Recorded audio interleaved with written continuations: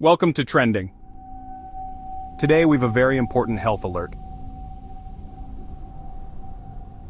Remember the COVID-19 pandemic 5 years ago? Well, there's a new virus spreading in China, and people around the world are worried. It's called human metapneumovirus, or HMPV for short.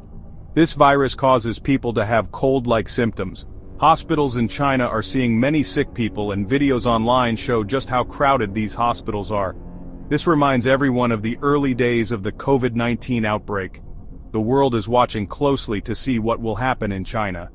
This outbreak shows us that viruses can spread quickly, and that we must always be ready. We all remember how serious COVID-19 was. It's important to stay informed, listen to health experts, and work together to stop this outbreak. HMPV is not a new virus. Scientists discovered it in 2001. It's actually a common cause of colds all over the world. Young children, older people, and people who get sick easily are most affected by HMPV. Most people with HMPV feel like they have a cold, but some people can get seriously ill. HMPV spreads through coughs and sneezes. You can also get it by touching something that has the virus on it. Right now, there is no vaccine for HMPV. So it's super important to wash your hands often and cover your mouth when you cough or sneeze. If you get HMPV, doctors will focus on making you feel better. It's important to see a doctor if you start to feel sick, especially with this new outbreak in China. People in China are worried about the HMPV outbreak. They are sharing videos and pictures online of crowded hospitals and saying that there aren't enough doctors and nurses. Health officials in China are working hard to stop the virus from spreading. They are watching the situation closely and telling people how to stay safe. Hospitals are getting ready to take care of more sick people. The Chinese government is also telling people about HMPV, what it feels like to have it, and how to avoid getting sick. It's important for everyone to work together, doctors, the government, and people like you and me, to stop this outbreak. This is what Dr. Megan Stain from University of Sydney says about HMPV. Of respiratory syncytial virus, or RSV, that you just showed there.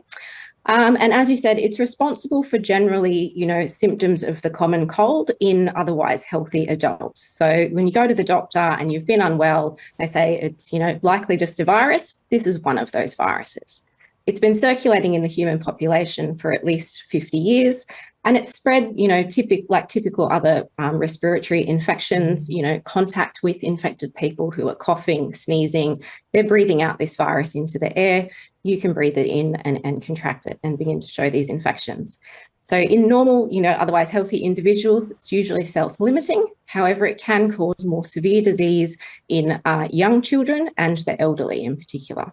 It's particularly a problem in very young children, so under the age of about 1, and particularly in premature infants as well, if they've had lung development or chronic lung issues because of that prematurity, it can be a problem. So it's a leading cause of hospitalisation for respiratory infections in these children.